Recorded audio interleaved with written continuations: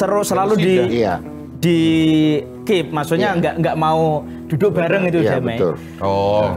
Apakah itu sengaja supaya gini bisa mengambil donasi dari berbagai pihak kan gini? Dan merasa tidak ada empati loh kalau kita membicarakan mencurigai dana-dana ini seperti itu. Bukan, saya bukan mencurigai, Pak. Cuma jadi booming, jadi viral ya karena NU itu menjual, mungkin seperti itu ya. Saya digebukin oleh banyak orang, yang sampai nyerang ke saya, tak ketemu, tak antemi, macam-macam. Intinya saya siap salah, ya kan, minta maaf. Memang saya berangkat itu sebenarnya bukan atas nama Wakil Ketua PBNU. Saya atas nama pribadi. Cuma kan mereka pasti melihat track record saya. Saya memang diundang bukan oleh government.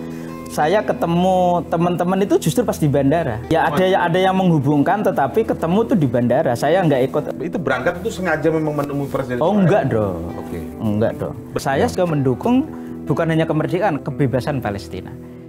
Kebebasan artinya lebih daripada sedikit merdeka. Karena kalau merdeka, Palestina udah merdeka tahun 1988. Segala bentuk kekejian pasti saya kutuk lah. Saya kan juga bukan untuk mendukung Israel kan. Saya bukan membela Israel ya. Saya ini kan ibaratnya rengginang di pojokan Trempolong. Asongan, Mas. Kadang makanan asongan tuh lebih diminati, Pak. Publik marah, Pak.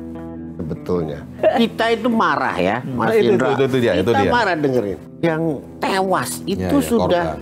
Korbannya itu sudah melampaui 186 tuh catatan. Caranya juga ya. Sama lah, misalkan Pak Jokowi datang ke Ukraina, itu kan ketika sedang terjadi konflik. Enggak, genosida. Kacamata ini lepas lah.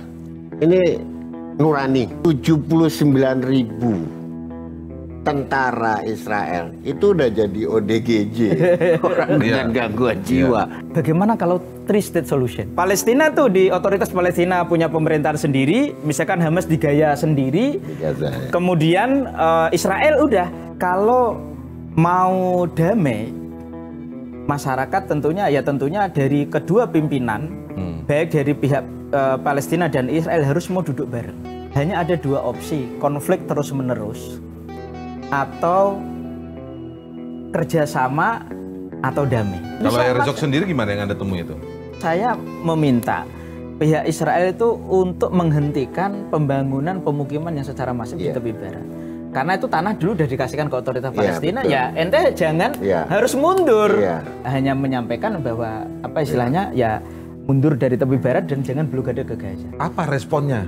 Yang Anda sampaikan apa dan apa responnya dari Herzog itu? Dia juga berharap Indonesia bisa ya istilahnya punya hubungan baik dengan Israel.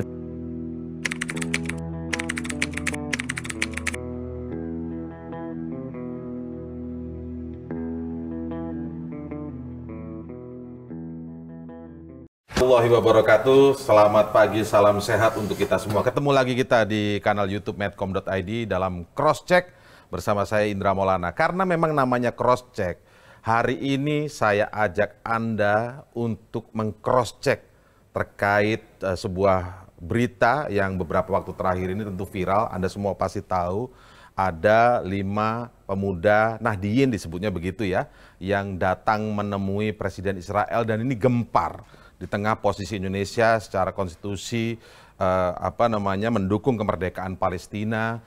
Begitu juga dari PBNU dan sejumlah organisasi masyarakatan lainnya yang mendukung kemerdekaan Palestina ini. Ada pertanyaan-pertanyaan, tapi hari ini kita memang harus mendengarkan apa sih alasan sebenarnya yang dimaksud, visi yang dibawa, apakah mereka sama sekali tidak melihat kondisi masyarakat Gaza Palestina yang sekarang begitu dibombardir dan jumlah korbannya sangat besar. Terkait pemuda Nahdliyin ini, kenapa mereka datang menemui Presiden Israel? Bahkan mantan Wakil Presiden Yusuf Kala sempat mengkritisi bahwa mereka foto dengan senyum sih, seolah ada kesan tidak ada empati di sana. Tapi baiklah, saya ajak Anda semua pemirsa Crosscheck untuk mendengarkan langsung dari salah satu yang ikut dalam keberangkatan menemui Presiden Israel, ada Pak Mas Sukron Makmun. Mas Sukron Makmun. Iya. Assalamualaikum Mas Sukron. Waalaikumsalam warahmatullahi wabarakatuh, Mas Indra. Ini tekanan-tekanan masih terus datang ya? Masih. Masih ya? Oke. Saya nanti akan tanya, saya sapa Pak Play dulu. Pak Play ini adalah mantan diplomat dan bukan sekedar diplomat senior lah ya. Dan terus memperhatikan bagaimana hubungan internasional, geopolitik dan lain sebagainya sampai hari ini. Pak Ple, terima kasih. Salam sehat, Pak Ple. Terima kasih. Selamat pagi. Iya, physically. Lewat Zoom. By Zoom. Oke. Baik. Pak Sukron, jangan khawatir untuk senyum di sini. Kalau ini kan diskusi aja nih. Kalau ketemu Presiden Israel nggak boleh senyum begitu. Masalahnya gitu. Tapi kami ingin tahu, Pak, ini penasaran banget.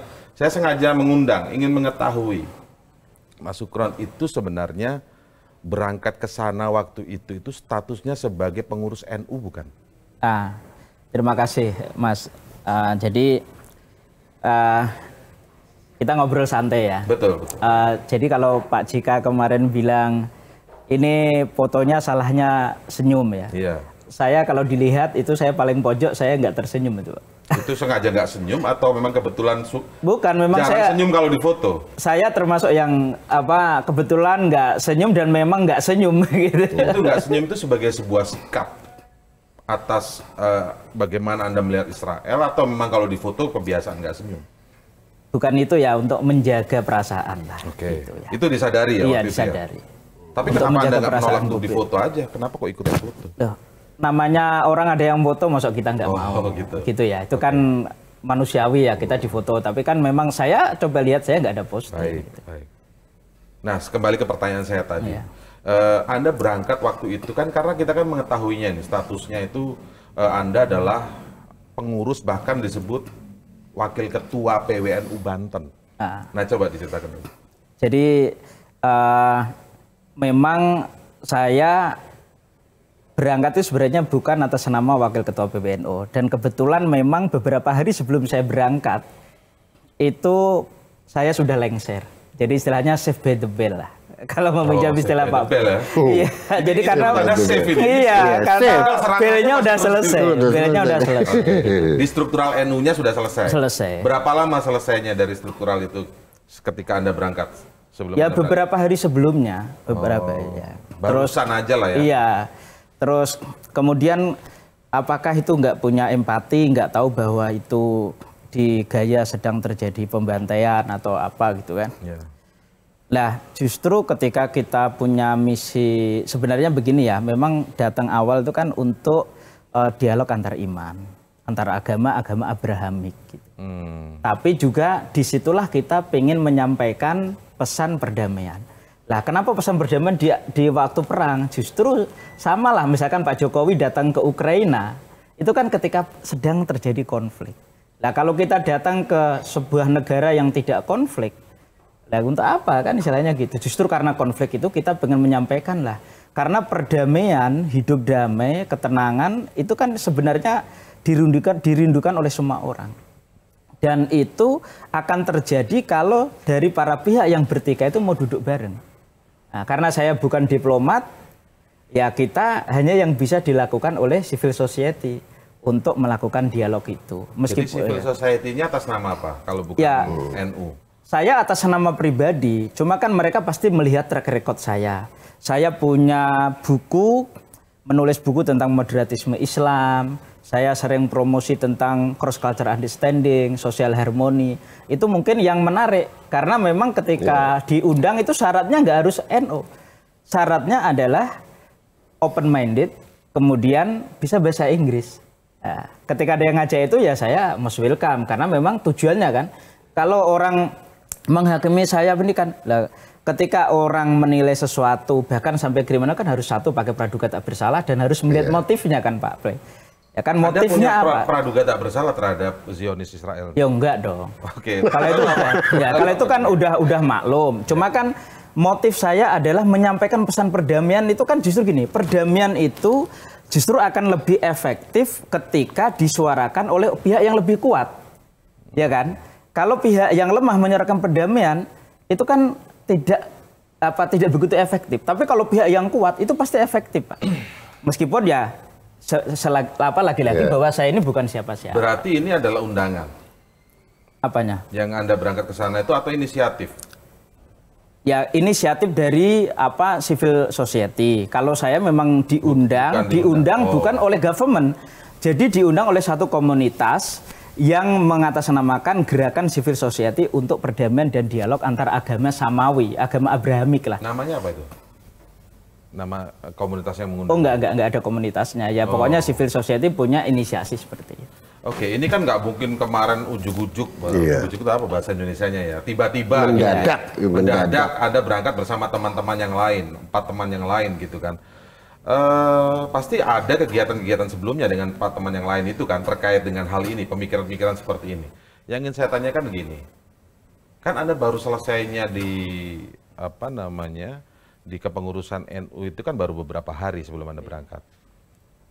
Sering nggak berdiskusi ini tentang hal-hal ini dengan justru teman-teman pengurus NU? Bukan sekedar warga NU ya, tapi pengurus struktural NU. Mengenai apa? Ya mengenai hal-hal ini tentang yang tadi Anda sebut agama samawi dan lain sebagainya.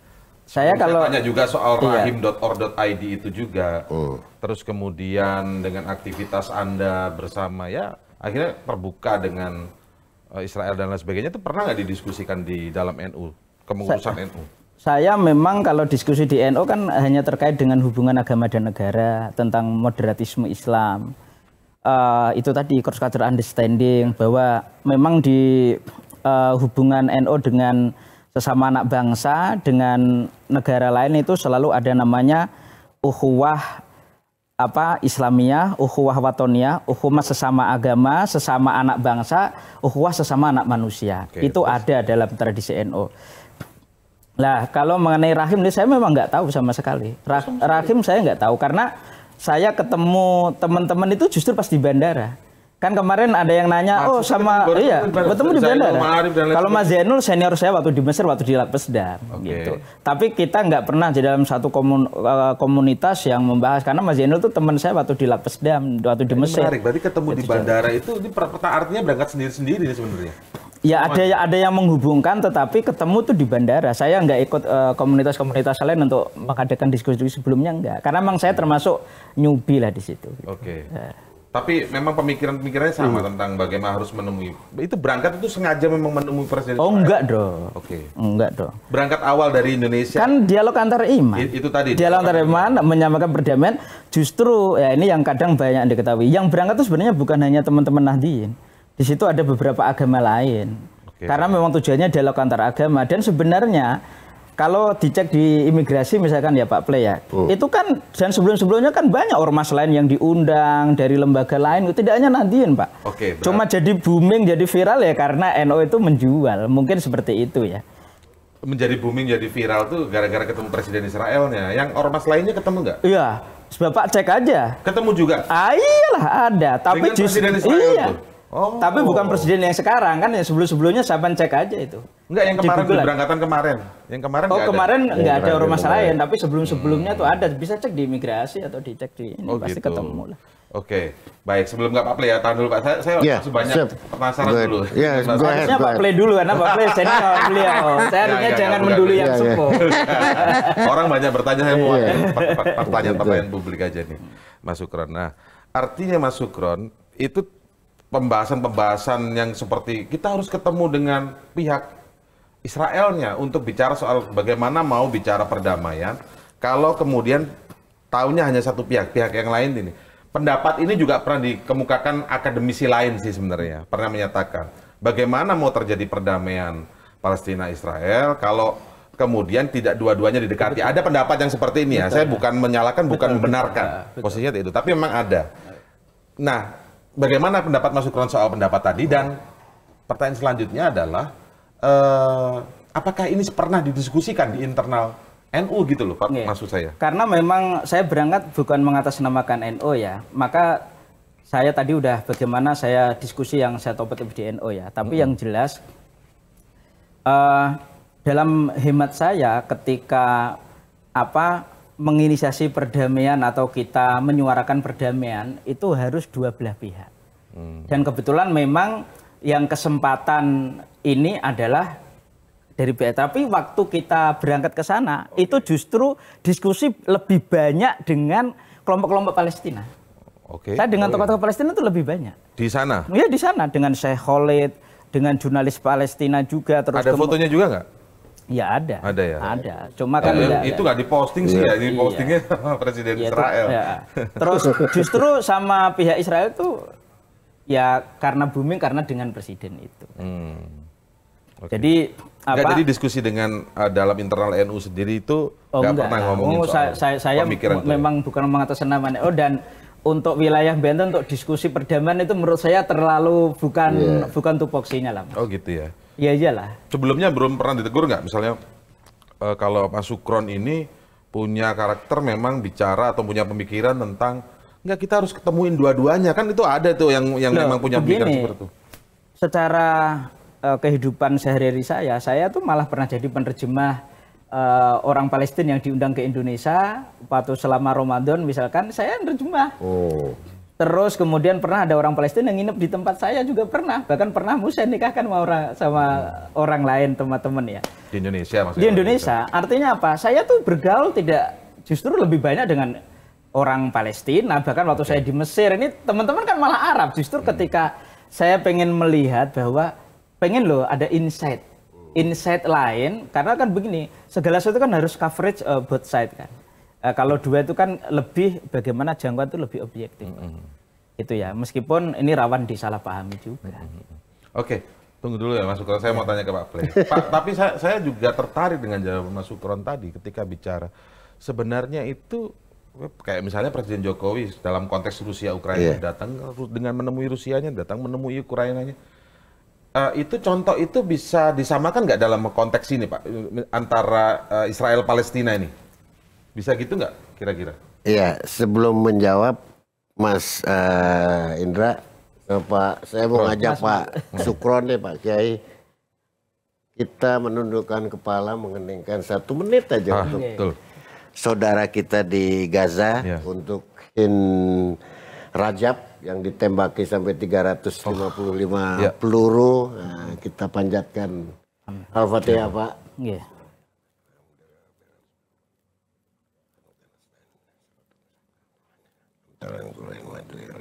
Amin. Terima kasih Mas Indra. Jadi, Pak. Itu satu hal yang publik marah Pak. Sebetulnya ada fakta yang luar biasa yang dilakukan oleh Israel. Ini kekejian yang di luar batas nalar bisa diterima kemanusiaan itu nurani kita cabik-cabik dengan perbuatan itu. Sampai puncaknya tuh kemarin Israel sekarang ini Lancet dari Inggris sudah melaporkan 186.000 yang meninggal. Termasuk orang hilang, termasuk yang cacat mungkin. Dan itu bertambah Pak. 186.000 itu sudah mau naik nih 187 saya tadi lihat. Ini kita kan, bicara di Jumat, nggak tahu nanti tayang di hari Minggu ya Pak. Betul. Jadi ada fakta yang kita harus akui bahwa kekejian ini tidak bisa dimaafkan apapun alasannya. Dan ini keji yang di luar batas kemanusiaan. Saya juga melihatnya ini bukan perang, tapi ini genosida. Ini pembantaian massal, ini ethnic cleansing, ini apartheid yang dipraktekkan secara sangat brutal. Mencabut.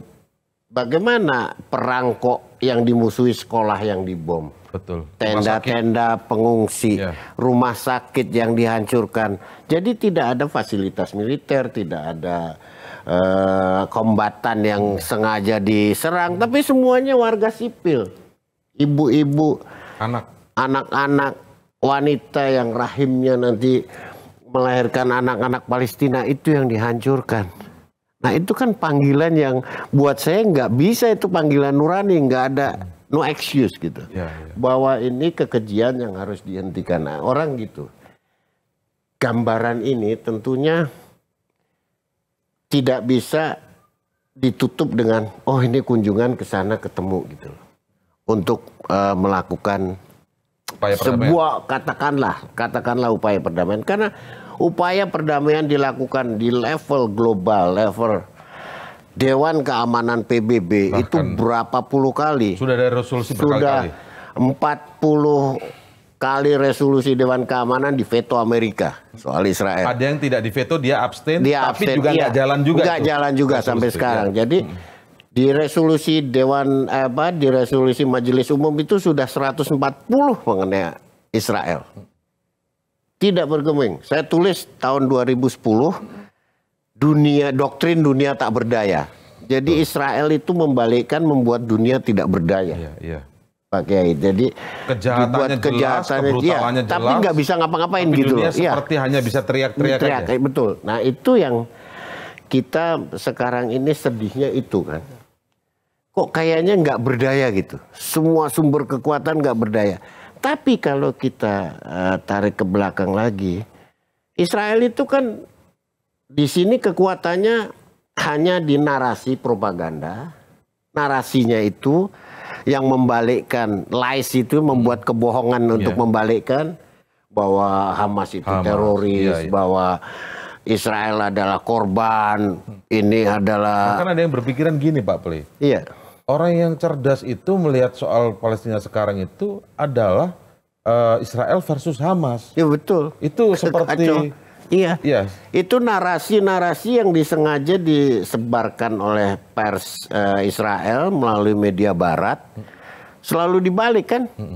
Dibalik untuk mendukung Zionisme, gerakan Zionisme di semua lapisan gitu. Bagaimana mereka itu membungkus kekhawatiran sebetulnya bahwa ini kekuatan settler kolonial yang menduduki, yang mencuri tanah Palestina ini untuk bagaimana melindungi dirinya yang sebetulnya rapuh. Dia tahu tuh rapuh. Tapi narasi ini Pak Play, masalahnya juga ada di pegiat-pegiat sosial media di tanah air Pak. Iya, betul. Meyakini itu. Betul. Orang kalau memandang Israel Palestina itu bodoh. Iya. Yang pintar cara melihatnya Israel versus Hamas.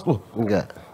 Ini sampai diyakini dengan pemikiran, tapi namanya pemikiran ini kan kemerdekaan berpendapat. Betul, tapi saya juga bertanya-tanya, kok bisa begitu gitu? Ya, saya juga sedihnya itu pemihakan ini apakah pemihakan yang murni, gitu loh, terhadap Israel itu kan? Buzzer-buzzer itu katakanlah, itu kan menurut saya ya tidak ada esensi apa-apa yang diperjuangkan, dong itu sudah jelas. Bagaimana kalau keluarganya, ibunya, anaknya ada di situ dan dibom dengan bom yang seberat 900 kilo. Bom yang dijatuhkan untuk tenda yang diisi pengungsi, anak-anak, wanita, orang tua itu 900 kilo bomnya. Artinya sudah telanjang Pak ya, sudah terlihat mata, kasat mata jelas sekali. Jelas. Dan bukan itu sebuah kebohongan informasi, bukan hoax, sudah clear. Bukan fabrikasi, bukan segala macam. Tapi dunia tak berdaya, itu yang membuat kita. Tapi saya kembali ke pertanyaan tadi Pak. Artinya apakah bisa disamakan dengan Ukraina Rusia? Nah, posisi seseorang ketika dia melangkah menjadi katakanlah broker, itu kan harus ada positioning Pak. Seseorang yang saya akan menamaikan Presiden Rusia Putin dengan Zelensky. Ukraina. Ya posisinya harus sama. Tidak mungkin masyarakat luas, NGO atau apa ujuk-ujuk. Oh ini salaman nih. Enggak. Karena itu di situ ada level representativeness. Anda mewakili siapa, Anda berbuat apa, Anda punya kredensial apa. Nah bahasanya tuh kredensial. Kredensial ini yang ya Anda harus punya sesuatu kekuatan di belakang itu. Tapi kalau di luar yang bicara orang siapa yang datang begitu Pak, atau mau menjadi broker, katakanlah ini nggak menjadi broker ya. Tapi kondisi Israel Palestina itu apakah sama dengan Ukraina Rusia? Enggak. Karena kalau Ukraina Rusia tadi kan sebutnya war lah ini ibaratnya. Tapi kalau ini kan genosida. Genosida. Kalau kita sepakat dengan kalimat genosida, dan ini semuanya sudah diambil alih oleh kekuatan besar. Oleh Dewan Keamanan PBB dengan resolusi 2735 kemarin 10 Juni sudah oleh ICC bahkan ICJ memutuskan bahwa harus menghentikan Israel ini melakukan pengeboman yang harus dihentikan, segera ngikutin perintahnya untuk stop. Bahkan perintah menangkap Netanyahu itu ICC itu keluar atau belum keluar? Sudah keluar katanya, formalitinya tanggal 20 ini akan disampaikan untuk dilakukan itu. Nah jadi semua forum besarnya sudah dilakukan oleh dunia secara global. Ya? Itu nggak ngefek. Mereka tetap menyerbu aja. Mereka tetap tidak mendengar, tidak mau mendengar, dibutakan matanya, ditutup telinganya, ditutup hatinya kan sudah kalau kayak gitu. Dikeraskan hatinya. Dikeraskan hatinya. Jadi udah tidak melihat itu sebuah penderitaan untuk orang lain. Bagaimana tentara bisa menembaki seorang Hind Rajab di dalam kendaraan, di dalam mobil yang berisi 6 keluarganya. Betul. Menghabiskan 360 peluru, butir peluru hanya untuk seorang anak umur 6 tahun. Anak wanita ini kan mesin gun lah gitu. Iya, ini sudah kebiadaban yang di luar peri kemanusiaan yang kita nggak bisa terima pakai akal sehat atau nurani apapun. Berbeda kondisinya Mas Sukro. Iya. Tidak bisa disamakan dengan Ukraina, Rusia tadi misalnya kalau Anda mencontohkan Pak Jokowi datang ke sana. Konteksnya begini Mas. Itu perspektif yang berbeda tentunya ya. Tapi saya melihat fenomena yang ada di Timur Tengah. Ya. Timur Tengah dulu itu kan sebenarnya ini kan konflik Arab yang menyempit ke konflik Israel Palestina. Dulu itu kan Arab tuh sering berperang, ya kan. Pernah perang 6 hari, kemudian Yom Kippur. Pak Play juga pasti tahu, yang lain juga tahu. Tapi sekarang itu menyempit menjadi konflik antara Israel dan Palestina saja. Nah, beberapa negara Arab itu kan sebenarnya gini, hanya ada 2 opsi, konflik terus-menerus atau kerjasama atau damai. Yang opsi kedua ini kerjasama atau damai saja, tapi nggak kerjasama, kan gitu. Ada beberapa negara Arab itu yang realistis karena mereka sudah mulai menimbang ternyata kekuatan itu udah mulai nggak seimbang. Kekuatan antara apa nih? Kekuatan militer antara Israel dengan negaranya itu semakin dalam. Palestina nggak punya tentara, Pak. Iya. Nggak, ini saya negara-negara Arab dulu nih, Pak Play. Lah, Mesir itu dulu pernah perang, malah 2 kali termasuk. Kemudian Jordania pernah perang, akhirnya milih sekarang itu damai. Ada negara-negara yang milih kerjasama, contohnya kemarin yang baru buka itu Uni Emirat Arab, ya tahun 2020, kemudian ada Sudan, ada Bahrain, Maroko, Emirat, ya UE itu kan Pak.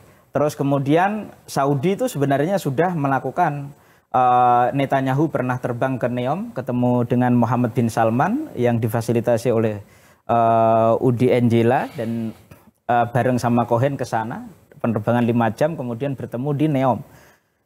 Karena Mohammed bin Salman ini lebih menghargai bapaknya karena bapaknya masih hidup, Raja Salman yang masih punya posisi bahwa tidak akan membuka hubungan diplomatik dengan Israel selama konflik Palestina itu belum selesai. Selama Palestina belum merdeka. Selama Palestina belum merdeka, dan itu dulu pernah digulirkan di Liga Arab kan. Tapi Mohammed bin Salman ini hampir sama dengan Pangeran Bandar bin Sultan. Kalau Raja Salman itu sama dengan Pangeran Turki bin Faisal. Yang pokoknya kalau konflik itu belum selesai ya kita nggak usah buka. Gitu. Tapi Raja Salman, Mohammed bin Salman karena itu semacam raja de facto-nya kan, walaupun bapaknya masih hidup, beliau tetap menghormati sikap bapaknya, maka tidak mau membuka hubungan diplomatik. Tetapi secara de facto bahwa mereka itu sebenarnya punya hubungan diam-diam. Karena apa? Saudi misalkan pengen lebih visi 2030 itu lebih jalan. Termasuk Uni Emirat Arab juga sama. Mesir juga sama, punya visi 2030 yang penting adalah ekonomi. Ekonomi dan juga kedamaian. Nah, tapi saya bukan berpihak ke yang mana. Cuma saya justru lebih berpihak kepada masyarakat sipil. Karena kalau opsi perang ini terus, memang ya ketika orang itu ditindas. Masalahnya bukan perang nih, istilahnya. Bukan perang. Bukan perang masalahnya. Enggak, ini hanya istilah saya, terminologi saya untuk antara damai dan perang, gitu ya. Itu kan nanti dibahas lagi ya masalah terminologi itu. Intinya gini, kalau mau damai, masyarakat tentunya dari kedua pimpinan, baik dari pihak Palestina dan Israel harus mau duduk bareng.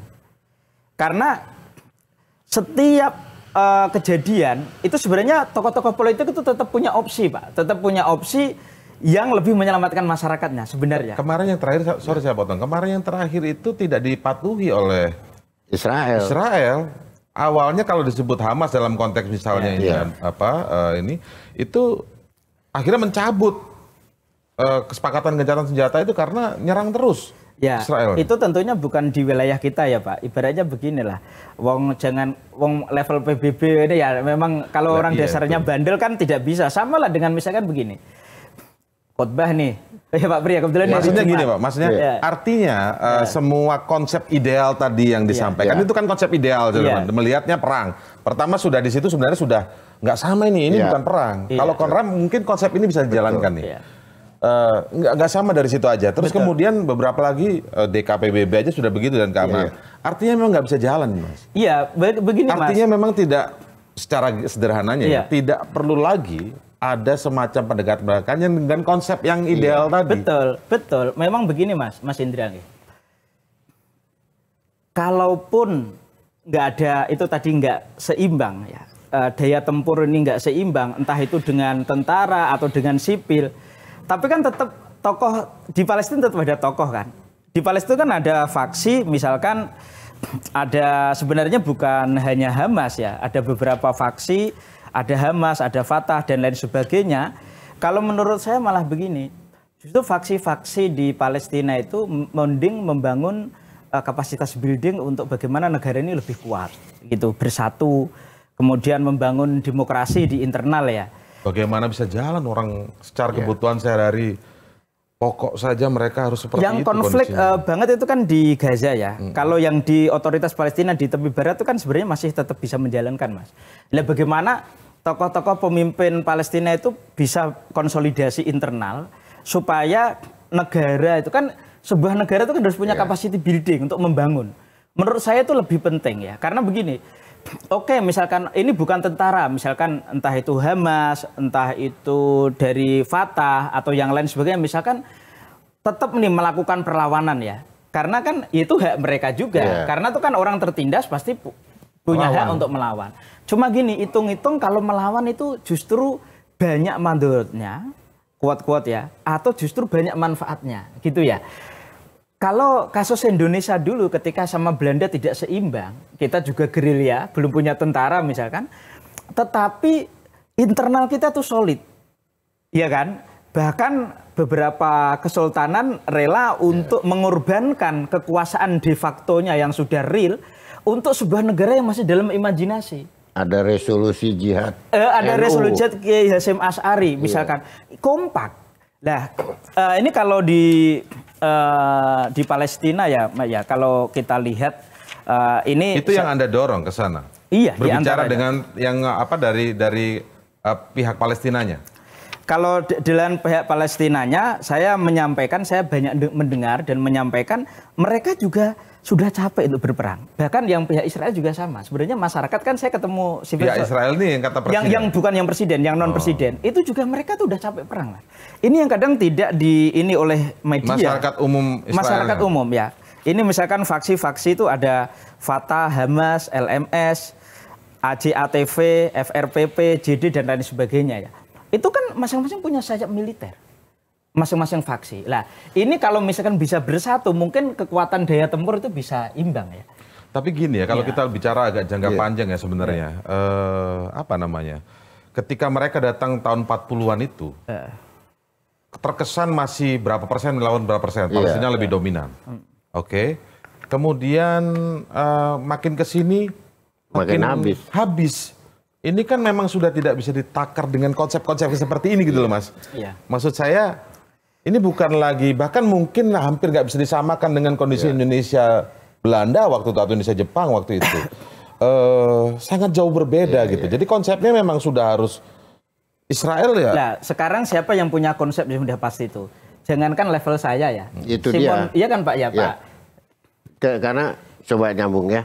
Misalnya sekarang kita berangkatnya dari lahirnya Hamas ya kan. Kenapa dia sampai keluar tuh 2011 segala macam itu sampai pemilu yang menang dia di 2006 secara nasional kekuasaan ada di kelompok apa sih ini bukan si Hamas. Karena dia menang pemilu, menguasai kursi lebih dari 66%. Itu secara aklamasi dilakukan itu. Nah, Fatah ini kan ada di posisinya kebetulan lebih banyak di tepi barat. Kan? Ya, di Ramallah segala macam itu. Nah, sampai saat ini kenapa pilihannya harus dengan kekerasan? Karena tidak bisa dengan cara lain. Itu yang menurut saya mereka juga nggak mau. Tapi makin lama makin didesak. Pelan-pelan kita lawan sedikit langsung ada kayak gitu. Jahatnya Israel itu melakukan tidak hanya penjajahan itu, okupasi yang terus dia kembangkan, dia duduki lagi, tapi juga pengusiran. Caranya diusir itu orang terus diusir. Disuruh bahkan pergi. Statement yang terakhir ini kalau tidak salah masukan sering juga dikatakan oleh pejabat-pejabat tinggi Israel ya, dalam berbagai wawancara dengan media-media asing ya, bahkan media-media lain, bahkan Amerika, bahkan Inggris kalau kita sampai simak. Yang terakhir kemarin Indonesia disuarakan Bu Retno mengutuk rencana Knesset Parlemen Israel untuk mengeluarkan undang-undang untuk ini. Hanya ada satu negara. Nah, Israel tidak mau menerima Palestina. Nah, ini menyambung ya, Pak. Justru begini, sebenarnya kunci perdamaian itu kan harus dua belah pihak. Yang repot adalah Partai Likud kan karena dominan dan dia termasuk ultra kanan kan, Pak. Ya. Mereka itu kan juga sama, dia tuh pengen dengan isu perang dia bisa mengambil empati dari Yahudi di seluruh dunia yang punya 2/3 aset dunia itu, kalau dapat 2%-nya udah luar biasa Pak ya. Makanya dapat 2% aja, Likud itu udah nggak pernah kalah. Kemudian Hamas juga sama, dia itu juga tidak mau berdampingan antara Palestina Israel, betul kan Pak? Hamas Likud pengen menegasikan, Hamas juga pengen menegasikan, itu yang menjadi tidak nyambung.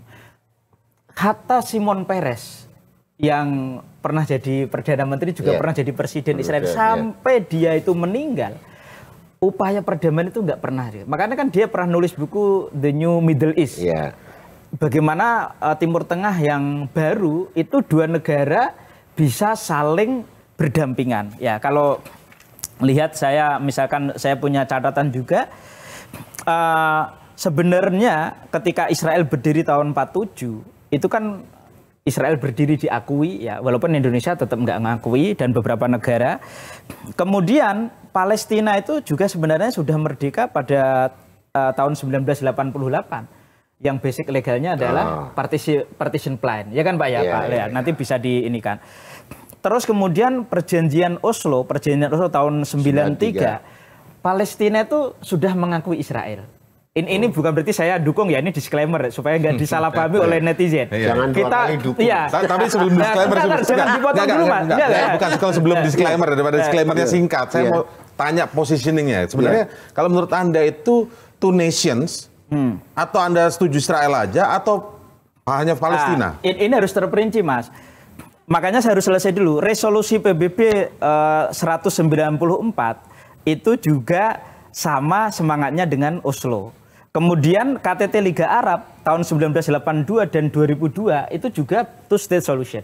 Bahkan KTT Oki tahun 2016 di Jakarta itu juga mengakui two state solution walaupun Indonesia tidak membuka hubungan diplomatik dengan Israel. Tapi quote dan disclaimer juga bahwa ini bukan saya dukungan, tapi bagaimana melihat sesuatu lebih jernih. Kita bisa berdiskusi bahwa tatanan dunia Timur Tengah, Arab yang sekarang menyempit menjadi konflik Israel-Palestina, itu intinya apa? Saya kemarin sampai sama teman-teman begini, two state solution yang diinikan oleh PBB dan Liga Arab juga termasuk negara-negara Muslim, kalau memang itu nggak berhasil, bagaimana kalau three state solution? Nah ini kita ngomong-ngomong kosong lah begitu. Ibaratnya gini, ya udah Palestina tuh di otoritas Palestina punya pemerintahan sendiri, misalkan Hamas di Gaza sendiri, di Gaza, kemudian Israel udah, karena kan begini, sah nggak sah, kita bilang legal, itu tuh versi hubungan internasional, hukum internasional atau versi kita. Indonesia secara resmi tidak mengakui Israel ya, kan tidak punya hubungan diplomatik. Tidak ada hubungan diplomatik. Tapi kan negara di dunia banyak yang mengakui. PBB ada perwakilan Israel di PBB. Ya, jadi gitu. ada kesulitan gini Pak Kiai. Misalnya pakai two state solution ini gampang. Betul. Kan dilepas dulu itu. Artinya mana yang diakui punya satu, yang punya satu kan? Ini padahal menduduki semua tanahnya Palestina. Itu dia. Bagaimana dia memulangkan semua tanahnya ini kepada Palestina baru dibagi dua kan? Itu 2 tahap, 3 tahap mungkin 4 tahap yang berbeda gitu. Sementara jadi memang bagi jangankan untuk orang Gaza ya, untuk Israelis ini sulit diaplikasikan dari mana, wilayah mana, apa sebatas apa dan dimulai dari mana, apa pembagiannya ini kan seperti orang ini jangan-jangan ya two state solution itu hanya tong sampahnya ketika orang nggak tahu persoalan semua dilempar ke situ kan, situ aja padahal nggak ada solusinya. Padahal di situ juga nggak workable gitu, nggak bisa dijalankan gitu. Sama ini juga pendapat bahwa mereka 40 berdiri tuh Israel dan di tanah itu begitu loh. Padahal itu kemudian sisa perang dunia 2 sebenarnya, kemudian akhirnya seolah tempat kembali ke situ gitu. Padahal itu jelas Palestina di situ gitu loh maksudnya. Bagaimana itu Mas posisi kayak gitu tuh?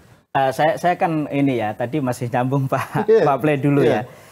Ini pengalaman saya misalkan selama di Mesir ya, saya udah pernah ke Sinai, ke Berlif, terus kemudian ketika kunjungan kemarin saya ke tepi barat juga Pak. Asik. Ke perbatasan Gaya juga. Saya justru pengen dengan kaidah seeing is believing. Ya gitu ya. Seeing is believing. Laisa khobar kal mu'ayyan kalau di pondok kan seperti itu. Jadi kita lihat dengan mata kepala.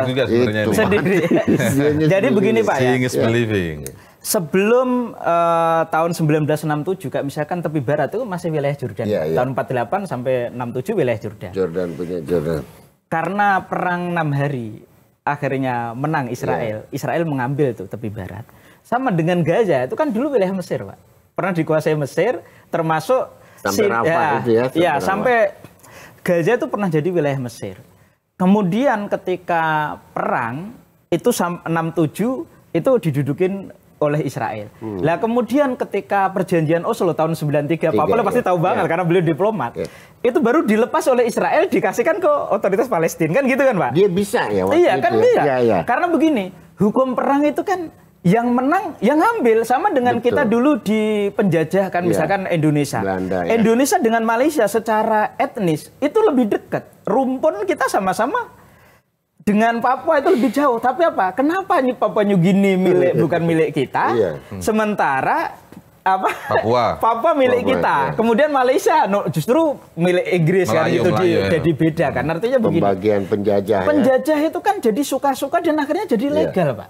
Nah, ini yang harus kita sadari bersama. Tapi ya tetap disclaimer, bukan berarti saya nganu Israel. Nah, ini posisi Anda menjelaskan pemikiran Anda secara lebih detail. Supaya lebih detail. Kayak gini juga.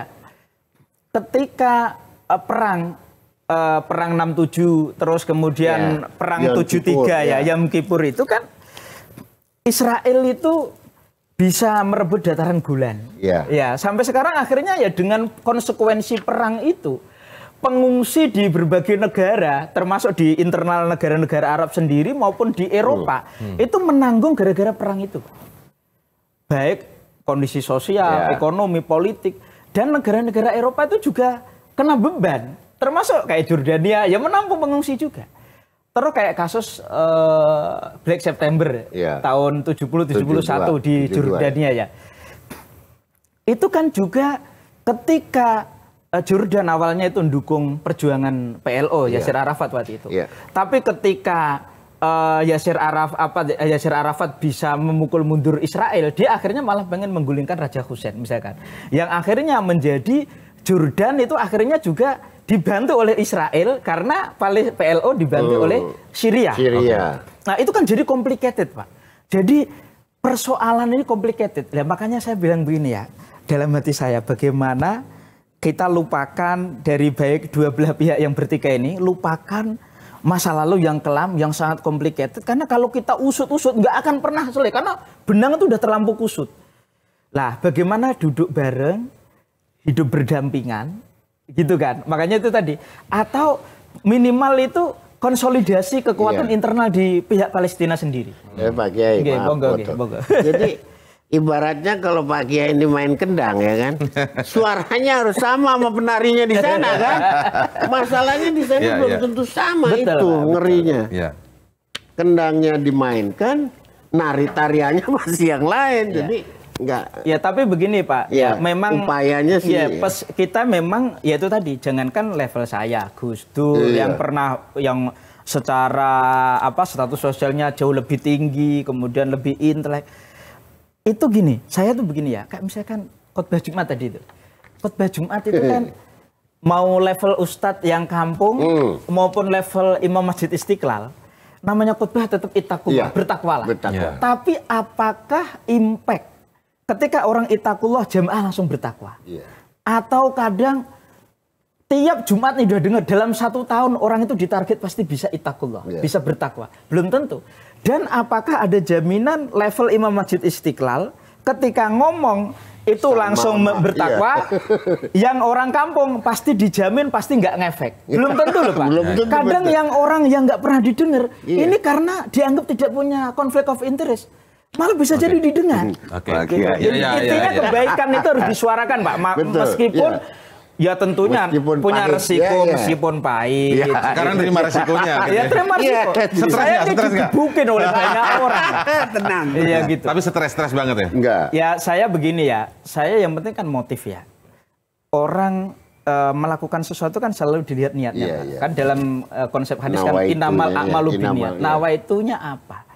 Ya kan. Lah kalau sekarang misalkan ada kamu ketemu itu Ismail Haniyeh, saya siap akan menyuarakan itu. Diundang mau ketemu Mahmud Abbas, siap. Kalau civil society, saya udah sering ketika kuliah di Timur Tengah, ketika bahkan orang Palestina pernah nginep di saya, suara kebaikan itu harus disebutkan ke di dua pihak, kan. Tulis traffic itu harus ada juga dialog. Sebenarnya pertanyaan saya tadi belum dijawab. Jadi posisinya yang mana, setuju yang mana? Tetap lihat two state solution itu, atau guys Palestina harus beri free Palestine itu? Kemerdekaan Palestina secara utuh, atau berdampingan bersama Israel, atau bagaimana? Atau justru ya ini memang Israel yang... Ya kalau saya boleh memilih ya, kalau saya boleh memilih kan begini. Nggak milih sikapnya maksudnya, standing positionnya Mas Sukron ini kayak apa? Kalau saya susah juga ya bilang standing position ya, tapi yang jelas intinya tuh opsi perdamaian kalau saya. Entah itu mau bentuk two state solution, karena kan gini, hidup itu sebenarnya kan ada negara tuh yang unik juga kan Pak. Yang penting rukun aja. Karena kalau nggak rukun, namanya perang, kematian itu pasti menjadi konsekuensi. Kalau dan melihat kondisi yang sekarang, bagaimana Anda melihat Israel itu, yang dilakukan oleh Netanyahu itu? Ya, segala bentuk kekejian pasti saya kutuk lah. Namanya orang kekejian. Ada resolusi dari DKPBB yang sudah berkali-kali, tapi kemudian bahkan saat Ramadan harusnya berhenti, masih ada serangan. Saya pernah menyampaikan ke ini orang Israel itu. Israel juga harus tahu diri. Satu, harus menghentikan pembangunan pemukiman di tepi barat. Saya lihat sendiri Pak. Jadi kalau Bapak lihat, ini saya boleh berdiri. Boleh. Jadi ini saya di wilayah Israel di atas ini. Bawah ini Arab Palestina. Di sebelah sana itu Yahudi ultra-ortodok yang garis kanan banget. Itu perumahannya memang bagus-bagus Pak. Dan dia itu, kata teman saya yang Yahudi, itu mereka itu tidak membayar pajak, hanya disuruh sekolah agama Yahudi itu. Tapi perumahan bagus-bagus. Sementara yang orang Yahudi biasa bayar pajak Pak. Ini ada satu ketidakadilan yang diprotes oleh sesama orang Yahudi. Terus tambahin tuh Pak Kiai sebelum selesai. Katanya yang tinggal di settlement itu yang baru, itu bukan cuma orang Yahudi, tapi orang Amerika yang punya double nationality. Gimana tuh orang Prancis? Ya makanya tinggal di situ. Makanya saya tadi kan gendeng banget kan itu. Ya. saya kan makanya menghimbau gini Pak. Pihak Israel sebenarnya harus mundur dari tepi Gaza. Karena wilayah Palestina setelah perang 67 itu kan sebenarnya semakin sedikit. Ya memang itu risiko perang ya. Tapi dengan perjanjian Oslo sebenarnya Israel itu sudah mau ngikutin PBB ya. Artinya Gaza diserahkan, tepi barat diserahkan, tapi begini. Sebenarnya tadi saya nerusin ya, orang Palestina dengan Israel itu sebelum kasus 7 Oktober kemarin itu tuh bisa saling naik ke atas, yang atas bisa naik ke bawah, anak-anaknya tuh masih bermain bareng, saling ngasih makanan. Artinya ini fakta ini, fakta Pak. Jadi begini, bahkan surat menyuratnya itu ada ya. Jadi begini Pak, manusia normal itu pasti seneng nggak perang, Pak. Iya. Karena apa? Perang itu pasti korban jiwa. Bahkan Palestina, ketika orang Palestina bilang begini, gara-gara kita mau ke rumah sakit jadi susah. Kan sebelumnya kalau tepi barat rumah sakit ya sering ke Israel karena fasilitas di sangat minim. Yeah. Nah, terus kemudian tapi Netanyahu suka itu kayaknya hobi banget ya. Sekarang ini berarti nggak normal ini berarti ya. Pak, iyalah sakit itu, iya. 79.000 tentara Israel itu udah jadi ODGJ, orang dengan gangguan jiwa. Tapi masih disuruh perang gitu karena ambisinya Netanyahu nih. Kalau dia berhenti perang harus pemilu kan, pilihannya cuma dua. Iya. Kalau pemilu dia kalah. Karena Netanyahu ini kan sebenarnya kelompok garis kanan banget ya. Makanya gini, segala sesuatu yang ekstrim, baik kanan maupun kiri itu cenderung nggak baik, merugikan. Karena sebenarnya pemimpin politik tadi itu pasti punya opsi untuk tidak mengorbankan rakyatnya, Pak. Tapi karena ambisi pribadi dan masyarakat kan cenderung nggak bisa. Misalkan gini, orang Israel nggak bisa maksa karena itu udah kebijakan orang yang punya kekuasaan. Sama dengan orang Palestina kan juga nggak bisa. Kalau Herzog sendiri gimana yang Anda temui itu? Saya nggak sampai ke situ ya. Ya hanya menyampaikan bahwa apa istilahnya ya mundur dari tepi barat dan jangan blokade ke Gaza. Cuma begini juga, saya kadang begini, ini nggak tahu setuju atau tidak. Kita bisa nggak mempertanyakan begini, apakah isu-isu perang itu apakah sengaja dikip oleh pihak Yahudi sendiri, supaya bisa menarik dana, atau justru dikip oleh pihak dalam tanda kurung pihak Palestina, beberapa oknum pihak di Palestina. Sebentar, Mbak. Maksudnya isu-isu perang itu apa maksudnya? Ya, maksudnya isu perang selalu di keep, maksudnya nggak mau duduk bareng itu damai. Apakah itu sengaja supaya gini bisa mengambil donasi dari berbagai pihak kan gini. Orang-orang Arab yang kaya itu juga gampang ketika dibikin sentimen bahwa terjadi genosida. Itu gampang sekali untuk mengeluarkan dana. Saya nggak tahu kalau di Indonesia kan. Misalkan di Indonesia ketika ini ada genosida ini. Kan itu juga gampang donasi. Kemudian mohon maaf, apakah pemerintah itu juga bisa mengkontrol misalkan aliran dana, apakah betul bisa masuk ke sana yang didapat dari masyarakat? Itu apakah bisa sampai ke betul-betul sampai ke Palestina? Itu kan sebenarnya Kemlu punya otoritas untuk memanggil dubes Palestina. Berapa donasi yang dapat, kemudian itu menurut saya jumlah yang gini. Hal yang lain ya. Ketika Anda bicara tentang bagaimana mendatangi sana ini ada pengumpulan donasi kan ini jadi melebar nih gitu. Ini satu hal yang memang harus jadi concern tertentu begitu kan. Jangan sampai ada lari ke, saya tahu lah nanti ini arahnya kemana kan. Tapi persoalannya gini loh. Iya, ini tadi kaitan dengan di Arab ya, kasus di Arab Pak. Karena orang Arab kan banyak kaya-kaya Pak, terutama di Teluk itu. Itu ketika ada ini soal Palestina, itu memang mereka itu duit mengalir. Tapi kan gini ya Pak, duit mengalir kalau misalkan tokoh-tokoh Palestina itu lebih tadi fokus kepada pembangunan capacity building untuk sekolah, untuk hal-hal yang bagaimana membangun generasi Palestina itu lebih top. Saya rasa itu pilihan yang lebih bijak menurut saya ya Pak ya. Dari misalkan gini, oke ya dia punya hak juga untuk beli senjata karena tadi ditindas melawan. Itu kan pilihan yang saya nggak bisa ini gitu. Kita kurang tepat dan merasa tidak ada empati loh kalau kita membicarakan mencurigai dana-dana ini seperti itu. Bukan, saya bukan mencurigai Pak. Sementara kita lihat ada anak-anak kecil di sana, ibu-ibu, dan ini berita-berita ini bukan berita-berita sosmed loh, ini berita-berita media kredibel. Bahkan media-media di Amerika, di Inggris, Al Jazeera, itu berita-berita yang memang diserang itu korbannya ya mereka-mereka itu perempuan, anak-anak. Sementara kita di sini sedang bicarakan donasi ini, jangan-jangan donasinya kemana nih? Kayaknya kurang ada empati di situ menurut saya. Jadi pengalihan isu itu nanti. Menurut saya begitu jadinya Mas. Ya itu ini jangan di framing sebagai kurang empati juga, Pak. Jadi bukan begini. framing, kayaknya memang kurang pas gitu loh, Mas. Ya, enggak, justru saya melihat begini. Saya melihat realita di sana yang minimnya fasilitas. Itu kan nggak salah Pak sebagai sebagai publik juga. Karena begini, bentuk demografi Palestina dan Israel itu unik, Pak. Maksudnya tidak satu agama aja, Pak. Itu dari berbagai kelompok agama, berbagai etnis juga, Pak. Artinya begini, kalau tokoh-tokoh tadi ya, tadi yang Likud yang terlalu keras, kemudian ada dari kelompok sebelah juga yang keras, itu nggak mau duduk, memang nggak akan pernah selesai kayaknya Pak. Gimana Pak Play ya? Iya, kalau saya melihat kacamata ini lepaslah. Ini nurani. Back to hati nurani kita. Orang di Swedia dipikir beragama, di Norwegia beragama, enggak kan? Di Jepang juga enggak, tapi panggilan kemanusiaan atas penderitaan ini tidak bisa disangkal. Dan itu harus mendorong kita berbuat sesuatu untuk menghentikannya. Itu sudah diakomodir oleh PBB. Sudah di bawah Majelis Umum, Dewan Keamanan, bahkan pengadilan internasional sudah memutuskan untuk stop. Ya memang kalau Netanyahu nggak stop itu juga justru akan merugikan Israel. Karena orang akan jadi sentimen kepada Israel itu tidak hanya level G2G. Betul. Jadi sekarang itu bahkan semua orang bisa benci ke Israel dari sekarang semua itu pihak. ada resiko besar Israel akan terkucil dengan isolasi internasional semacam itu.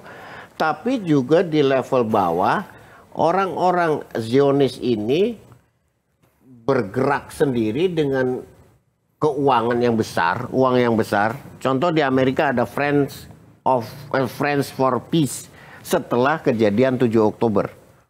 Dia galang dana tuh para miliuner, uangnya dikumpulin macam-macam, masuk kampus, masuk ini. Nah, termasuk yang itu tadi, ada Harvard College Israel Track. Sebetulnya itu kan menggabungkan antara propaganda dengan memberi fasilitas mahasiswa-mahasiswa. Ini liburan musim panas nih ke Israel. Nah, ini yang ditutupi untuk menutupi, membuat narasi baru gitu. Oke. Saya ingin kembali ke awal perbincangan aja deh gitu ya, Mas Sukron, bahwa kemarin setelah bertemu ke sana Anda bicara soal visi perdamaian kan dengan teman-teman PAT itu. Apa responnya? Yang Anda sampaikan apa dan apa responnya dari Herzog itu? Ya, atau sekedar ketemu formalitas atau gimana? Ya kita menyampaikan ya, dan dia juga berharap ada apa istilahnya ke depan itu Indonesia bisa ya istilahnya punya hubungan baik dengan Israel. Tapi kan ya nggak bisa karena masyarakat nggak bisa kan. Saya menyampaikan ke teman-teman Israel ya nggak bisa. Sekarang itu nggak bisa karena pemerintah itu akan mendengar masyarakatnya. Ada perdebatan nggak dengan Herzog? Enggak lah, enggak ada. Nggak ada ya? Ya dia cuma berharap gitu aja. Ya namanya kita ngomong presiden kan kita bukan dialog seperti itu Pak ya. Jadi berarti nggak ada yang signifikan dong hasilnya pertemuan itu? Ya itu tadi suara ibaratnya kiai kampung dengan Majelis Istiqlal kalau dilihat sepintas itu beda Pak. Iya, tapi kan tetap kita harus menyuarakan Pak gitu. Kita harus menyuarakan untuk menghentikan serangan terhadap Palestina. Menghentikan blokade Gaza, kemudian untuk supaya mundur dari tepi barat, itu supaya tidak menambah pemukiman ilegal di tepi Anda nggak barat. nanya bahwa yang Anda serang itu perempuan, nggak mungkin ya? Nggak ada waktu lah Pak. Ya. Kalau menyampaikan itu nggak pulang kali kira-kira ya? Itu tupoksinya diplomat. Tapi kan kita nggak punya hubungan diplomatik gitu. Ya kan tujuan ketemu ke sana kan sebagai akademisi kan ceritanya nih, akademisi, jadi civil society kan mau menyampaikan poin-poin itu. Jadi soal itu tidak mungkin masyarakat, bukan masyarakat itu amanat preambul konstitusi kita. Nah, tapi kan begini juga, kita namanya menyampaikan mereka juga nggak bertentangan dengan itu kan gitu. Karena saya juga melihat begini, bahwa pembukaan undang-undang kita, kalau saya memahami itu kan sebenarnya lebih kepada untuk justifikasi kemerdekaan kita waktu itu, bahwa kita tidak mendukung penjajahan di atas dunia harus segera dihapuskan. Itu nilai-nilai universal yang dimiliki oleh semua negara, saya rasa ya gitu. Tapi kita tidak bisa memaksa negara lain harus tunduk undang-undang kita, itu kan untuk justifikasi kita dan untuk diri kita. Jadi, tapi kan sebuah sikap melihat sebuah sikap kan. Iya. Dan saya kan juga bukan untuk mendukung Israel kan.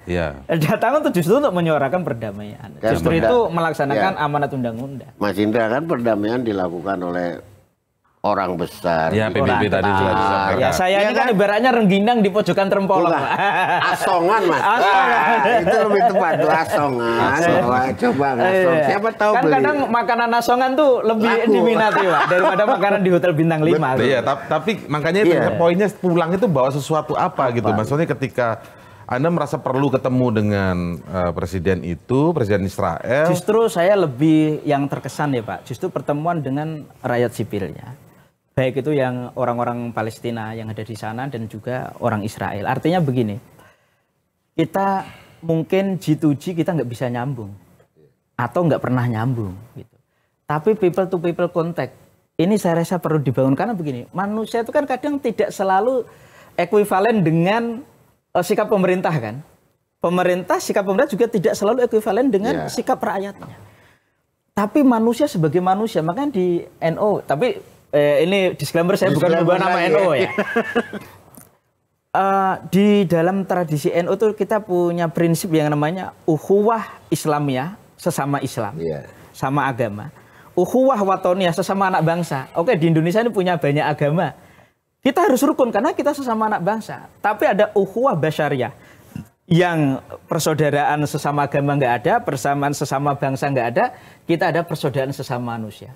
Bagaimanapun namanya manusia, apapun tuh agamanya, apapun dia nationality-nya, dia punya hati sebagai manusia. Ya, ini siapa tahu makanya yang saya bilang konsep ideal. Iya. Tetapi apa yang terjadi hari ini itu jauh dari ideal dan kita semua sudah terlihat telanjang, tidak perlu lagi diklarifikasi informasinya, sudah jelas ini adalah genosida gitu loh. Nah, ketika Anda datang ke sana yang ini secara sederhananya ya Mas. Ketika Anda datang ke sana Anda dikritisi nih karena yang lain senyum, kalau misalnya Mas Sukron nggak senyum, terus soal yang lain tadi sudah dijawab. Apa yang Anda dapatkan di sana? Apakah visi Anda untuk itu tuh tercapai, menyampaikan dan bagaimana responnya, normatif responnya begitu kan? Lalu apalagi what it's next? Makanya ada forum ini. Kami ingin mendengar dari Mas Sukron. Makanya begini, kalau hubungan diplomatik yang dilakukan oleh negara itu kan first track, itu kan selalu ada kesinambungan. Yang second track juga gitu, selalu ada kesinambungan ya. Yang third track ini memang ya itu tadi karena asongan, ya tentunya. Tapi katanya lebih enak tadi ya. Iya, ya itu kadang-kadang lebih enak, seringnya lebih enak Pak. Ya itu makanya. Intinya begini, perdamaian itu butuh proses ya Pak Angge. Artinya upaya itu kan we have to try, we have to do our best. Kita melakukan sesuatu itu kan mencoba dan itu butuh proses Pak. Gitu. Pak ya. Kita itu marah ya, Mas Indra. Itu dia. Marah dengerin. Kenapa? Menganggap kita masih punya etikat baik untuk melihat Israel baik. Orang dia udah nggak punya hati kok. Itu persoalannya Mas. Itu. Makanya tadi saya bilang dari awal ini kita nggak ngomongin konsep ideal. Kalau konsep itu kita paham. Memang kalau ada satu konflik, kita harus stand di tengah, tahu jelas. Karena memang posisinya seimbang nih. Misalnya perang, ada kekuatan dan ini bahkan bukan hanya penjajahan gitu disebutkan tadi genosida. Dan ini kata yang sudah memang diterapkan, bahkan petinggi-petinggi dunia pun sudah menyampaikan itu dari berbagai negara. Sepakat semua kan? Sepakat. Ini adalah genosida. Ethnic cleansing, pembersihan etnis. Betul. Nah, maksudnya ketika Anda datang ke sana, kami mencoba untuk memahami nih. Kami sebenarnya kan masyarakat kecewa nih, kemudian PBNU sampai minta maaf dan marah juga. MUI juga meminta Anda berlima itu minta maaf. Kalau Mas Sukron tadi kemarin kan sudah minta maaf di Metro TV kemarin kan. Saya nggak tahu yang 4 lainnya. Nah sekarang ini kami ingin mendengar. Ketika Anda coba deh dengerin dulu deh. Apa sih Mas Sukron datang ke sana nih? Karena posisi kan kita sebenarnya kalau ketemu mereka kita marahin mereka. Anda nih bukan yang ya kita harus mendengar dari dua pihak. Ini sudah di level yang berbeda gitu loh Mas. Ya. Di step yang berbeda. Makanya saya tanya tadi positioning Anda itu di mana sih sebenarnya sebelum saya tanya lebih jauh. Ya intinya saya siap salah ya kan, minta maaf karena ini berbeda dengan. Jangan minta maaf ke Pak. Ya kepada masyarakat Indonesia ya. Persepsi dengan persepsi mainstream masyarakat Indonesia ya. Cuma begini, kalau sikap pemerintah kita udah jelaskan firm bahwa mendukung kemerdekaan Palestina. Saya secara pribadi juga mendukung bukan hanya kemerdekaan, karena Palestina sudah merdeka, kebebasan Palestina. Kebebasan artinya lebih daripada sedikit merdeka, karena kalau merdeka Palestina sudah merdeka tahun 1988. Harus betul-betul bebas gitu. Tapi kan begini ya, kita bagaimana mau didengar oleh, misalkan saya tengkar nih sama Pak Ple kan. Sampean kalau udah berpihak kepada saya, Pak Ple pasti nggak mau dengar. Betul. Nah, jadi harus ini posisi di tengah ya. Saya itu kan juga sering ketemu orang Palestina, makanya saya ngomong ketemu sama orang Israel juga pengen mendengar dari grassroots itu bagaimana gitu. Ya itu yang saya maksud tadi konsep ideal Mas. Cuma kalau konsep ideal memang too good to be true kan Pak. Kalau idealnya nggak too good to be true ya nggak bisa gitu. Sebentar Pak, saya izin dulu saya masih mau berkutat di sini. Kita harus detail ya, coba ya. Betul. Mas Sukron menganalogikan kalau Mas Sukron sedang bertengkar dengan Pak Ple tentang satu hal. Posisinya sama ini. Belum tentu Pak Ple benar, belum tentu Mas Sukron benar. Dalam hal ini, Pak Ple ini diam, Anda sakiti terus, misalnya sebagai analogi ya, Anda sakiti terus, ini konteksnya bukan tengkar. Anda sedang lihat tengkar, Pak, karena begini. Membuli. Anda membuli, Kan bahkan begini, menyakiti. Kalau apakah saya harus mendengar tidak berpihak kepada Pak Ple? Gitu loh maksudnya itu. Lain dong. Faktanya itu kan itu ada serang. Cuma kekuatannya yang beda. Gitu kan. Tetap ada. Ya walaupun ini, saya karena ditindas ya saya melawan. Ya benar juga, semua benar. Cuma kan saya posisi begini. Ya serba salah kalau ini kan ibaratnya gini, ini ada anak tengil musuh, misalkan ini ada anak kecil musuh anak yang tengil gede didukung oleh kekuatan besar gitu kan. Kalau ini tetap ini ya kalau menang jadi kondang keren gitu. Ya, tapi kalau kalah jadi babak belur. Memang beda Pak. Ini standingnya sih agak beda. Jadi gini, Pak Kiai katakanlah ke sana pergi ketemu satu orang. Kan tidak mewakili potret yang terjadi mayoritas. Polling yang dilakukan di oleh kalau tidak salah Jerusalem Post atau Harset itu menyebutkan bahwa apakah sudah cukup yang dilakukan oleh IDF sampai saat ini? Lebih dari 36% mengatakan tidak cukup yang dilakukan IDF. Padahal IDF itu sudah melakukan hal yang di luar batas kemanusiaan. Jadi ini siapa yang membelokkan yang sesungguhnya? Apa publik di Israel itu tidak tahu bahwa sekeji itu tentaranya melakukan penindasan terhadap orang-orang Palestina ini di Gaza? Ataukah memang ini rekayasa aja gitu, bahwa Netanyahu didorong terus untuk supaya melakukan serangan yang habis-habisan dengan alasan tadi dia selama ini kan selalu bilang Hamas harus bisa ditumpas. Itu kan sesuatu yang nonsens gitu loh perjuangannya, dan pasti akan tumbuh Hamas. Tapi memang berpikirannya memang karena Hamas nyerang itu dibalas gitu, tetap di situ. Iya, susah beda. Ya bukan itu, nanti dipelintir orang. Jadi bukan karena Hamas, karena Israel juga nyerang, Hamas juga nyerang, artinya saling serang.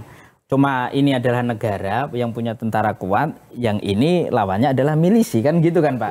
Nah, ini harus kita sepakati dulu. Bukan, jadi sebentar, saya nggak sepakat itu. Karena yang satu kedudukannya ini penjajah, mencuri tanahnya. Ini ngelawan. Ini kita mempertahankan tanah. Tapi setelah Oslo tahun 933 karena tahun 67 kan Israel karena menang perang. Iya diambil tepi barat. Itu dari Jordania diambil oleh Israel, Gaza diambil dari Mesir. Itu harus disepakati dulu. Kemudian ketika perjanjian Oslo akhirnya dikasihkan ke otoritas Palestina. Kan gitu Pak. Namanya, saya bukan membela Israel ya, sekali lagi biar nggak disalahpahami gitu ya. Nggak bela Israel tapi setuju Israel nggak ini? Bukan, saya nggak setuju, saya nggak setuju Israel. Ini jangan digiring ke situ Mas. Bukan giring, ini cuma clear. Cuma gini, Mas Indra kalau lihat ya, makanya saya meminta pihak Israel itu untuk menghentikan pembangunan pemukiman yang secara masif di tepi barat. Karena itu tanah dulu sudah dikasihkan ke otoritas Palestina, ya ente jangan harus mundur. Jangan membangun lah, itulah yang disebut penjajahan. Kalau itu dilakukan kan gitu Pak. Lah ini jangan saya digiring ke sesuatu yang enggak ini. Tapi gitu. Enggak, penjajahan itu enggak selesai, itu adalah kedudukan 48 Pak.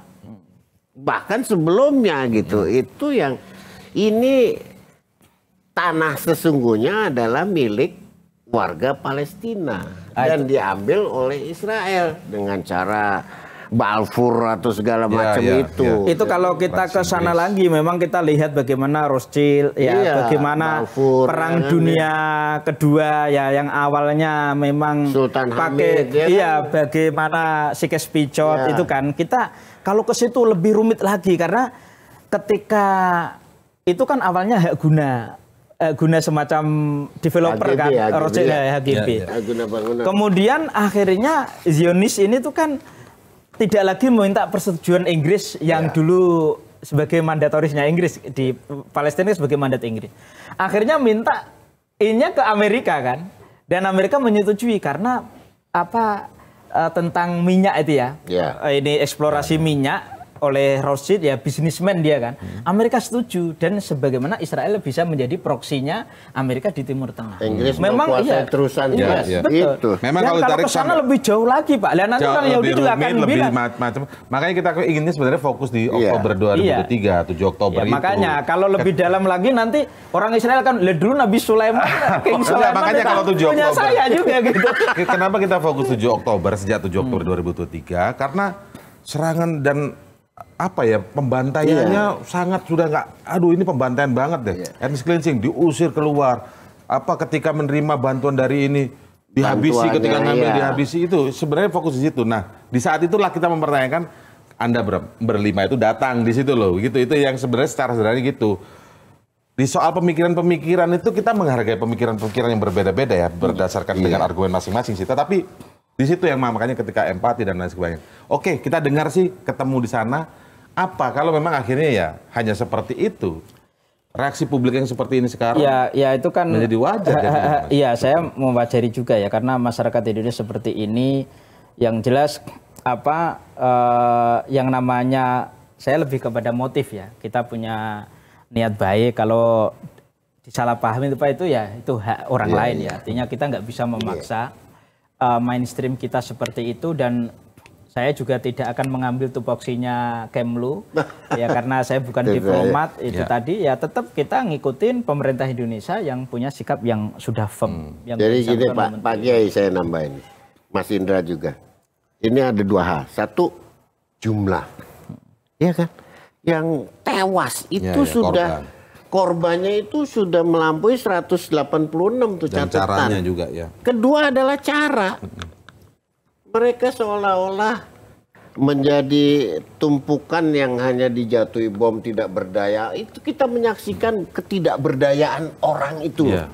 Digempur habis oleh senjata yang dikirim oleh negara-negara besar, Amerika Serikat, oleh Inggris itu sekarang. Nah, isunya sekarang sudah mulai komplisit kan, bahwa Amerika terlibat dengan mengirimkan senjata, Inggris terlibat, itu Jerman juga terlibat. Nah, sudah pergeserannya sampai di situ nih. Saya mau tanya ke Pak Ple deh, kan Bapak diplomat.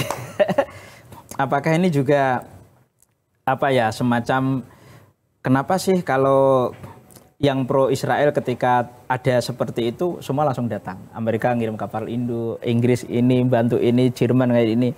Sementara negara-negara Arab yang pro Palestina itu ketika ada seperti itu tidak terlihat langsung. Ya karena Israel itu menjadi negara bagian ke-51-nya Amerika. Ya, itu lengket. Semua kongres dibeli oleh AIPAC. Presiden dibiayai AIPAC. Duitnya orang Yahudi di situ. Untuk mereka sampai bahkan orang-orang Yahudi digerakkan di kongres itu, 42 demokratnya itu, untuk membuat undang-undang yang menjatuhi sanksi Karim Khan ketua ICC sama ketua ICJ itu. Nah, ini kan kegilaan yang menurut saya berlebih gitu loh. Terus sampai kalau negara-negara non Arab lah, misalkan kayak Cina, Rusia, itu kan kita lihat juga sebenarnya ada di belakang layar pihak versusnya Israel ya. Artinya Hamas dan Palestina lah dalam tanda kutip. Itu kira-kira gimana Pak? Kalau menurut saya, di satu sisi, bila kita bisa menerima Israel dibantu, tentunya kita harus juga bisa menerima orang lain dibantu. Dan Amerika jangan marah kalau ada negara juga bantu negara lain atau siapapun bantu Palestina. Ini kan sekarang enggak, dia marah. Kemarin soal Ukraina bilang, sekjen atau siapa orang Hongaria itu bilang, luar biasa Rusia menyerang begitu dalam Ukraina sampai 1 orang meninggal, 20 sakit. Nah, jadi contohnya nggak terlalu nggak. Terus ke depan kira-kira apa? Kan kita jadi membicarakan negara-negara lain sih. Iya, karena memang itu nggak bisa dipisahkan, Pak. Timur Tengah. Kan sekarang begini ya, kayak Kuartet Arab sudah mulai rekonsiliasi dengan Qatar. Kuartet Arab rekonsiliasi dengan Turki. Terus dengan Iran sama Saudi sudah mulai rekonsiliasi. Menurut Bapak ke depan kira-kira solusi Palestina itu akan terselesaikan menjadi tidak terlibat konflik lagi di antara Israel dan Palestina atau enggak, Pak? Bisa. Bisa ya. Selama kita bisa menghentikan Amerika begitu dominan di dalam urusan Israel ini. Anda menyampaikan nggak dengan Presiden Israel waktu itu pendapat dia tentang Netanyahu? Enggak. Kita bertemu sangat singkat ya. Sangat singkat. Enggak, jangan-jangan dia malah sahlan gitu doang ya. Jangan-jangan mereka Presiden Israel itu justru mengecam juga tidak? Karena kalau kita lihat beberapa pemberitaan media asing juga, masyarakat Israel sendiri juga ada yang mengecam Netanyahu. Kita nggak bicara ke situ, maksudnya nggak lihat beliau karena kepala negara nggak mungkin lah ngecam Netanyahu kan. Pasti itu satu irama lah, kira-kira gitu. Tapi sempat ngomong gitu ya, sempat ngobrol ya, bener-bener ada ya soal minta tarik mundur dari tepi barat itu ya. Ya kita ngomong kan begini ya, dalam durasi yang ini kan namanya itu pendek ya, susah, tapi kita menyampaikan pakai bahasa Inggris. Okay. Ya pokoknya masyarakat kita pada umumnya, walaupun saya nggak mewakili masyarakat ini kan, nanti kalau masyarakat lu siapa kan gitu. Istilahnya Kang Asongan intinya pemukiman di tepi barat itu ya memang harus mundur dan jangan blokade Gaza karena atas nama kemanusiaan ya Pak, atas nama kemanusiaan. Jadi sekali lagi saya bukan mendukung genosida Israel, tapi bagaimana ke depan supaya konflik di Timur Tengah ini nggak berkepanjangan lah, karena kasihan hak sipil warga Palestina. Itu persamaan pandangan berarti kita ya, sama melihat ada hak sipil dasar yang dilanggar. Hak sipil, dan bahkan hak sipil itu sebenarnya bukan hanya di satu pihak ya. Di kedua belah pihak itu pasti ada ketika perang. Lagi Israel lagi. Lagi hak sipilnya sana Israel lagi. Ya kan begini Pak, namanya orang sipil itu dari kedua belah pihak pasti jadi korban Pak. Gara-gara ambisi pimpinannya kan.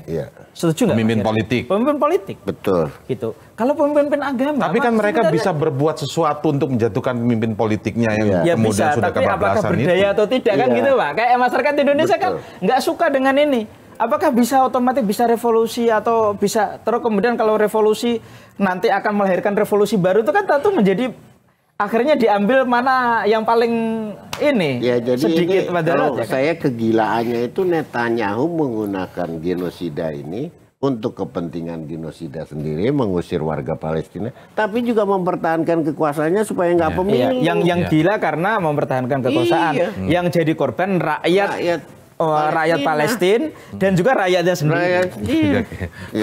Ya itu pandangan pandangan masing-masing kan. Memang tempat cross-check ini kita untuk melihat pandangan-pandangan dan tapi ini pandangan kapasitas saya sebagai pribadi. Kapasitas saya trauma dikaitkan sama itu kayak trauma. Biar nggak digoreng, Pak. Iya, betul. Karena kita gini, kalau semangatnya itu tadi mengadili atau semangatnya adalah untuk diskusi, is okay. Tapi kalau semangatnya itu menghakimi, kemudian mencari kesalahan, bahkan menyerang pribadi, menyerang keluarga, itu menurut saya kita harus mulai belajar kan Pak. Karena masyarakat Indonesia kan civilized, masyarakat yang berperadaban, negara yang mayoritas Muslim. Emang ada yang harus menyerang keluarga? Yang sampai nyerang ke saya di DM, kemudian ke itu media sosial, tak ketemu, tak antemi, macam-macam itu. Sampai kan gitu ya, itu nggak boleh lah gitu ya. Kan kita negara yang berperadaban, yang mayoritas Muslim kan harus mengedepankan husnuzon itu. Ya kita mending debat keras kayak tadi ya, debat sedikit. Tapi memang itu dalam konteks diskusi tapi poin tentang kemanusiaan, itu menjadi tentang hak sipil masyarakat itu kita sama. Memperjuangkan, mungkin ada caranya yang beda-beda. Sementara caranya Mas Sukron sempat disorot lah ya, intinya gitu. Ya, mungkin kita juga punya pandangan berbeda dalam konteks cara tadi. Tapi ya itulah cross check, saya kira kita akhiri ya. Kalau resmi tetap ngikut Pak Ple karena yang formal ya, kalau saya asongan. Tapi kalimat dari saya asongan. Tapi saya apresiasi Mas Sukron mau datang ke sini. Sama-sama Mas. Artinya mau menjelaskan secara detail dan kita melihat dari sisi positifnya bertanggung jawab apa yang sudah dilakukan dan mau menjelaskan kepada kami. Kalau ada masalah diskusi aja. Diskusi. Terima kasih Mas Sukron, terima kasih Pak Ple atas waktunya di Cross Check di akhir pekan kali ini. Waalaikumsalam. Dan terima kasih Anda terus menyaksikan Cross Check di kanal YouTube medcom.id setiap akhir pekan hari Minggu pukul 10 waktu Indonesia Barat. Terima kasih. Assalamualaikum warahmatullahi wabarakatuh. Waalaikumsalam.